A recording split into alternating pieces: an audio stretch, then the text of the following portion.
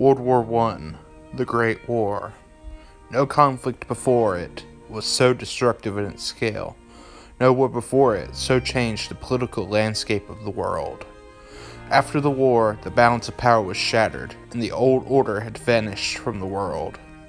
Each side thought their cause was just, their motivations and the interest of their country. In this video, we will discuss the old order before the Great War, the motivations of each side, and the aftermath of the first worldwide conflict. Before World War I, Europe had enjoyed roughly 100 years of peace following the Napoleonic Wars. No major conflicts were fought between the nations of Europe. This peace allowed the marvel that was the Industrial Revolution to occur and transform Europe into the seat of power for the world. Europeans ran over 2/3 of the Earth's population and land by area by 1914. Innovations such as mechanization, flight, and new sciences brought a whole new world of ideas into a land where tradition ruled above all else. Consequences of this led to what was at that point the most deadly conflict the world had ever seen.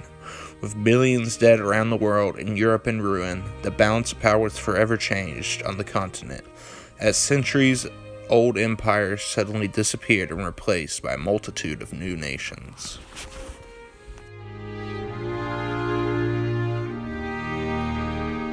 Joining us now is Dr. Rob Schaefer. Welcome, Dr. Schaefer. Thank you. And what is your profession? My profession, so I teach both 9 through 12 history as well as collegiate level history as well. I specialize in modern European history with an emphasis on the world wars. And I've done work for the Department of Defense, I've taught at Penn State, worked at Wake Forest University, and so that's a little bit about my background. Excellent. So tell us, at the end of World War I, how did Europe's country system change? Like, what happened as a result? Well, geopolitically, the landscape changes drastically. You've got the dissolution of 3-4 major empires. So we know how the Ottoman Empire gets broken up and the mandate system that evolves from that. Obviously, Austria-Hungary, the Austro-Hungarian Empire, that's broken up through a variety of peace treaties and what have you. You get countries like Czechoslovakia out of that and what have you. We know what happens in Russia with the revolution, right, and how that plays out. Of course, we get involved in the United States with the Polar Bear expedition and all that stuff, Operation Archangel and all that kind of good stuff. But then also the German Empire also is radically transformed. They go through, even though we don't talk about it much as like a German civil war, but they very much do. The state of Bavaria, for instance, they go through their own communist-style revolution. And this is part of where Hitler, to a certain extent, gets his start, is in that immediate post-war turmoil there in Bayern. So massive changes for those major empires. The other side of the coin, of course, you've got the French and the British. They're the big winners, if there really is a winner in this. I mean, this is very much a Pyrrhic victory. I very much buy Professor Doughty's argument that he applies it to the French case, but it is very much for the British as well. The means didn't really justify the end. In fact, both the British and the French, while they are the two emergent powers, and they are the ones that kind of come out the least scathed from the war, their hold on their empires and the status quo of them dominating Europe and the globe is radically reduced as a result of the not just the economic costs, of course, but of course the sheer manpower lost. I mean, the British, you've got 750,000 dead. The French, incredibly devastating war. I mean, we can go down the line in terms of combat casualties and stuff like that. And France has a population the size of California, so imagine that kind of impact for the 18 to 34, right? So yeah, incredibly different, and often overlooked. I think the landscape, the geopolitical landscape, looks a lot different as a result. Each leader of the warring powers had their own reasons for inserting their countries into the war. Joining us now is one of those leaders, Mr. Woodrow Wilson, former President of the United States of America. Welcome, President Wilson. Thank you for being interviewed by me. I'm very pleased to be here. So, first question. Why did America enter the war? The United States entered World War I for some very obvious reasons. The interference with our trade across the ocean as we were selling supplies. The Zimmerman telegram most definitely tipped the scale in a way that forced us to tip our hands towards war.